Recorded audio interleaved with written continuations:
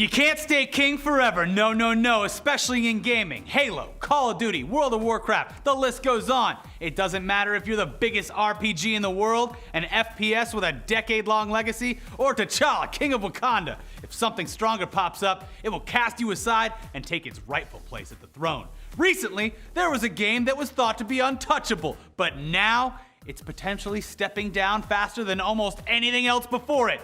Why?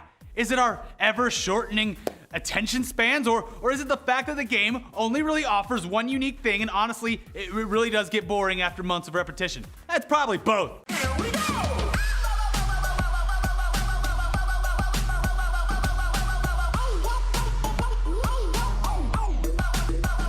No, you fucking cuck!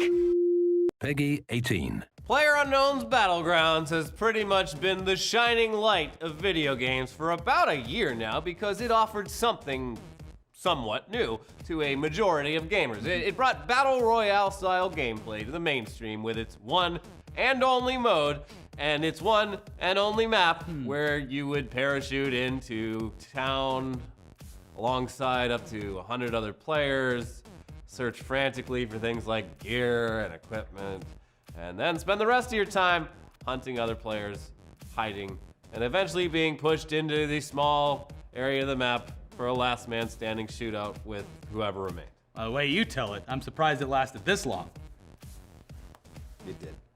And yes, we know there were games and modes prior to Battlegrounds that offered this same style of gameplay, but they were all the result of Bruce's brother, Brendan Green, aka PlayerUnknown, who worked on DayZ as well as H1Z1 before ultimately building and releasing PUBG in March of last year.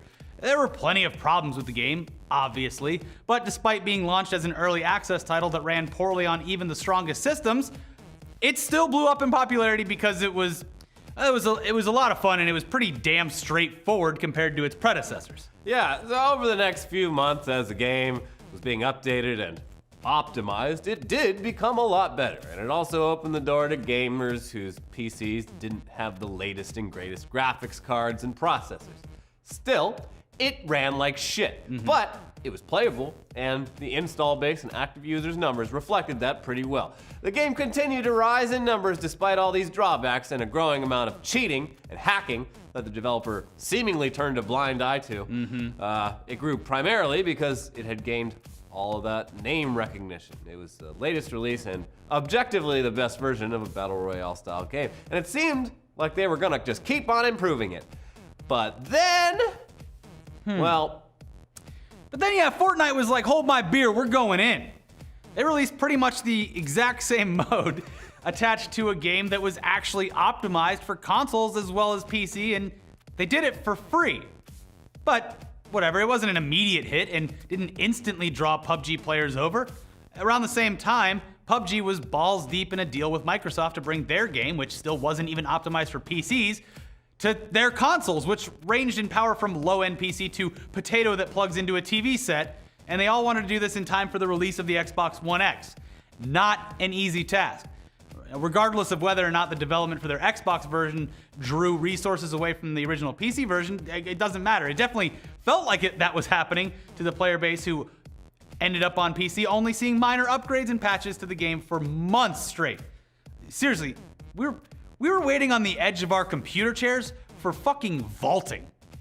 Vaulting! It took them months for vaulting. guys, programming's hard. You gotta understand, we're only making millions of dollars here, not billions. Can't We're just literally printing money. But meanwhile, Fortnite turned the whole Battle Royale genre away from serious military-style simulations and into a fun, zany, goofy, child-friendly game that they could just keep throwing random shit into because it didn't matter. It's literally a cartoon version of PUBG, so there wasn't the same level of realism that Bluehole would have had to strive for. Putting a launch pad that your character from Battlegrounds could spring off of in order to get to a new location faster, that would be ridiculous. But in Fortnite, it made sense. Flamingo on a stick that breaks down walls? Yeah, fuck it. throw it in. This is what separated the two, aside from the basic optimization issues. Fortnite was simply offering people something different finally, with lots and lots of stuff to earn or buy coming out on a near weekly basis. In December of last year, PUBG, it was still going strong and was finally about to answer the prayers of its player base. The Xbox version was going to come out, and the PC version was finally coming out of early access with not only the ability to vault, they finally did it, but also a brand new map. Something that would finally breathe some new life into the game that people had already put hundreds of hours into. Only the new map didn't really offer much difference to what people were already used to. It was just in the desert. Still, it's not like they didn't fix a lot of the problems of the game, but those were all things that people put up with already while they were playing it. So fixing problems and releasing new exciting things to do in the game, they're two different things. And in the weeks following the release of PUBG 1.0, the numbers, they don't lie. They're down. Yeah, the King's reign might be over. Quicker than most of the games that we've seen hold this title. The game's currently seeing numbers as low as 1.7 million concurrent, which, yeah, sure, not bad at all, but it's down nearly 7% after months and months of double-digit growth. And it's half the number that it was previously peaking at. The game isn't a failure by any means. Sure, it's sold something like 30 million copies, but it's obvious that PUBG is going through a moment of fatigue with its players who most likely want new stuff, new updates. They want it faster. I want cool custom jackets and helmets and just a flamingo on a stick, damn it. Give me that flamingo. Custom servers have added a new level of fun to PUBG, but those are still primarily exclusive for certain VIPs or organizations who are partnered with the developer. Meanwhile, Fortnite just hit 3.4 million concurrent players, and it's still growing. That number is up from its current reported record of 2 million just a month ago. Wow. So in the same 30-day span, one went up, one went down. Literally the same 30 days that saw a significant dip for PUBG saw a significant rise for Fortnite. And listen, we're not just here to suck Fortnite's dick. I can't even really play it anymore because these damn kids got too good at building shit. Ugh, get rid of all the building It stuff. is too frustrating for me to have to break down your walls just to aim, and I'm not a huge fan of that playstyle. I honestly wish that they would make a mode where there was no building allowed and they just instead opted for shooting only. Not do away with the whole previous mode at all, just, you know, an option. An option for grown-ups. Hopefully when they come out with their custom servers. Some of us weren't raised in Minecraft, guys. I just want to shoot. Still, the numbers don't lie, and it'll be interesting to see what PUBG can do to bring itself back to the forefront of this genre, because if the numbers keep declining, they've got to do something, right? Do something. But hey, at least PUBG's playable, and it didn't just take your money and run like the game from our next story, System Shock, which should remind all of you, once again, that literally every Kickstarter is a risky gamble, and even if the company does eventually deliver on what you invested in, the years that you've spent building it up in your head will leave you utterly disappointed. Except for board games. It seems to do okay with board games because those are physical objects that require nothing more than rules and some graphic design. It's easier. Yeah, most likely though, you'll either end up with trash, like the coolest cooler, which promised the world and delivered something ultimately pointless and stupid, or you'll get nothing at all. Yeah, which might be better in some cases. Yeah, at least you'll learn your lesson. Yeah. For the thousands of people who invested over $1 million via Kickstarter for a game called System Shock, a remake, I believe. Yeah, it's actually supposed to be a remake of the original from the 90s. Yeah, so those people, they're dealing with the second option of, Well, see, the maybe thing is, maybe they guys, should just take the coolest cooler, put the System Shock logo on it with that, and then play the soundtrack on we're that. pivoting into coolers. Yeah, we're doing coolers now. We're a cooler company. We play it through the Bluetooth speaker, and hey, now you can have a margarita whenever you want Yeah. until it breaks or gets sand in it at all. Over the weekend, the CEO of Night Dive Studios, which is developing this reboot, posted an update to the Kickstarter page where they said the following about their highly anticipated title. He put together a development team and began working on the game, but along the way, something happened. Maybe we were too successful. Maybe we lost our focus. The vision began to change. We moved from a remaster to a completely new game. We shifted engines from Unity to Unreal, a choice that we don't regret and one that has worked out for us. With the switch, we began envisioning doing more, but straying from the core concepts of the original title. He continued, ultimately the responsibility for the decisions rests with me. As the CEO and founder of Night Dive Studios, a company that was built on the restoration of the System Shock franchise, I let things get out of control. I can tell you that I did it for all the right reasons, that I was totally committed to making a great game. But it has become clear to me that we took the wrong path, that we turned our backs on the very people who made this possible, our Kickstarter backers.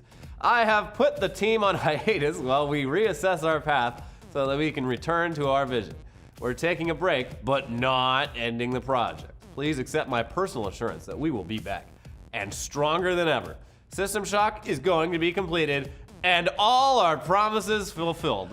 I don't believe you. Yeah, forgive us for you at all. being a little pessimistic here, but these kinds of updates, they rarely turn out to be the beacon of positivity and hope in the long run, and might just end up being another carrot on a stick for the 20,000 plus backers who wanted to bring this game to life, only to have the people behind it lose track of what the fans actually wanted. But hey, good luck though. Yeah. Going on hiatus after 2 years of Kickstarter funding, not really a good sign. Not a good idea. For true innovation in the gaming space, though, you need not look any further than Atari. The fuck? Atari?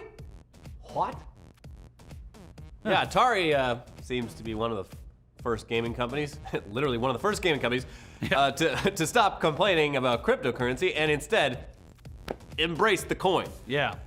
For months now, gamers have actually had a pretty tough time locking down some of the best builds available because of all the damn crypto miners buying up every damn high-end PC part that they can find so they can mine that crypto. How many GTX 1080s do you need? Oh my God, I found a Bitcoin. It's Out there just with the graphics cards just out there in the water, just shuffling it out. That's what crypto mining is. Yeah, I think so. It's beautiful, clean crypto.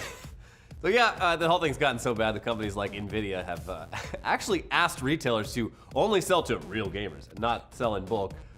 Something that's probably ultimately unenforceable, but it shows how severe the whole issue is. And Atari is not developing some new system that mines crypto efficiently or creating a standalone mining device.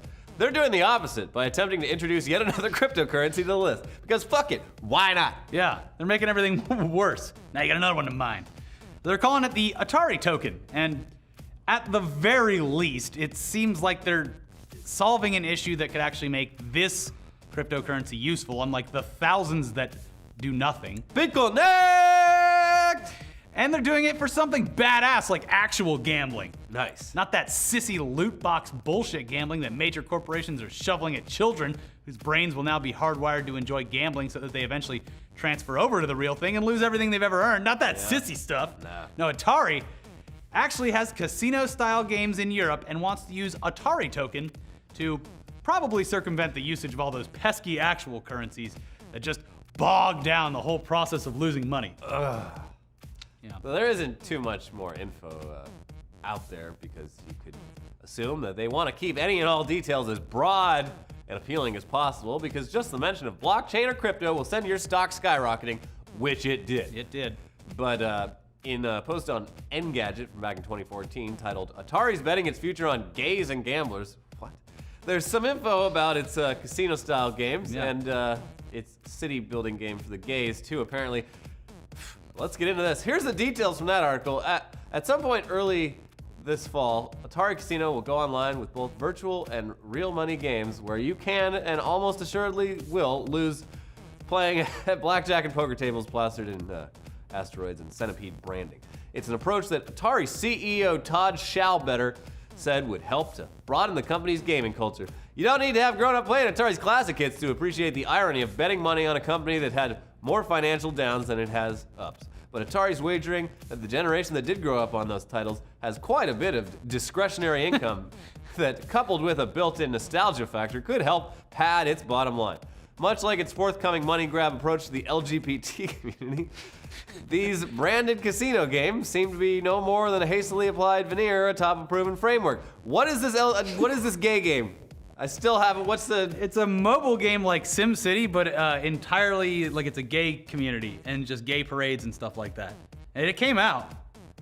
It has nothing to do with the gambling, although that was one of the only articles I could find about their online casino was that title. Atari's betting it all on gays and gambling. I'll put all of my chips on the gays. Yeah. But enough of failed games, gambling debts, and cryptocurrency. We've got to make way for our resident detective who's always hot on the trail of the latest games, peering into their windows at night to find out what they're really up to, and not going by the powdered up image that the companies want you to see. Is it creepy? Sure. But he's out there hiding in the shadows, watching video games undress themselves for your benefit. So be grateful. Shibby, what are you reviewing this week? Tugs boys and Tugs girls, this week I went mouth first into a brand new, never before seen action role-playing game. A real fresh story for all you medieval spurglords out there. A game in which you need to sleep at a brothel or get drunk on expensive provisions, which I'm used to, in order to save the goddamn game. No, not the Overwatch cute pupper bowl. Of course, I'm talking about Kingdom Come Deliverance. Developed and published by Warhorse Studios, this $60 title will have you casting crazy fire spells from your palms, summoning ancient gods from the skies, and blowing dudes with your dragon dick. No, that's Weeb Fantasy 15. This game has none of that. You start off as a lowly peasant survivor who joins some resistance movement because he wants to restore some sort of rightful power to the throne. Dumb. I know. This game has no magic. Sorry, Skyrim nerds. You actually need to swing weapons of the metallic fashion to solve disagreements. Likey by Twice. I like. Anyways, much like Hunt Showdown, this game is on the CryEngine, so you know it'll make your beastly computer rig fall to his knees and weep. Surprisingly, this is also on modern day consoles, but most likely will set them on fire. Truth be told, I don't hate this game. Reminds me of chivalry. Medieval warfare, but not 2012 shimmy criminal, overhead smash charging everyone cheesy combat. Yeah, there's no PvP in this game, but neither was there any of that in Witcher 3. Fun fact, there is a quest line where you get high with some witches and have sex with a horse, pig, or chicken. Bestiality. Seems accurate to the 1400s, I suppose, but I can't speak from experience. I could go on and on about this game because there's a lot to love and a lot of care went into making this, and it's quite accurate to the setting. Overall, I cannot recommend buying this yet because there are some game-breaking bugs and the saving mechanics are just not well thought out. If you want to do a quick save, there's none of that. It's not in the game. There needs to be a balance between this is fun and this is super realistic, I'll sleep at a brothel. Wait until a few major patches down the road and buy this game on Steam. 0 out of, I don't know, however many Fortnite wins Ricky has.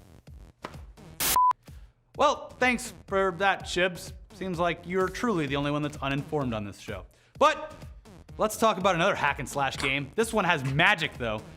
This week's Amazon review is for BioWare's hit game Dragon Age Inquisitions, and it comes from Amazon user Logos, who titled their review, Unfortunate Romance. Here's what they had to say. It is unfortunate that the writers felt the need to push a political agenda with the romance in this game. Tolerance is a virtue, but forced acceptance is something else altogether. As a straight male in this game, which I wager are the majority buying the game, you have two options. Option one is a non-playing character, I am woman, hear me roar, who is openly bi. The other closely resembles a man. What happened to the beautiful princess or the unassuming peasant elf? Instead, half of all the people are gay in this fantasy, and so you actually have as many gay options, and they're far more interesting. The game is littered with the message of post-modernity. Interested or not, it is a wonder the fantasy world doesn't simply nosedive, but these details do not concern the writers. I'm checking out at this point. It's a real shame the makers felt the need to push such an agenda instead of just focusing on a good game. I am no longer compelled to purchase from BioWare or EA. However, I'm not saying don't buy it. Only know what you're buying. 1 star. I am not a homophobe. I'm just Sick and tired of all these fantasy games. I'm not a homophobe, but I will give this game 1 star just based on the mere presence of homosexuality. It's a Totally different. Not to mention it's a fucking fantasy game. God, I can't even escape the gaze and fucking ink dragon. My choices were a mouse princess or a dragon. God, what am I supposed? What I'm supposed to have sex with these? What's the hottest new straight game? You haven't made it yet. Yeah, that's SimCity for straights. Yeah. Coming soon from Atari. And you can Finally, a game for straight dudes. Finally, a game for straight white males. We did it. What do you mean Gears of War already exists? Gears of War is a little too homoerotic. Those boys. I know. With their big arms. Yeah, out on the mission alone. Little single bead of sweat. Got to get the poison out somehow. Yeah. Follow us on Twitch, twitch.tv/ETC_show. We have our own channels. You can search for them there. Watch our latest episode of ETC Live and last week's Tugs right here. See you next time. Bye. Bye.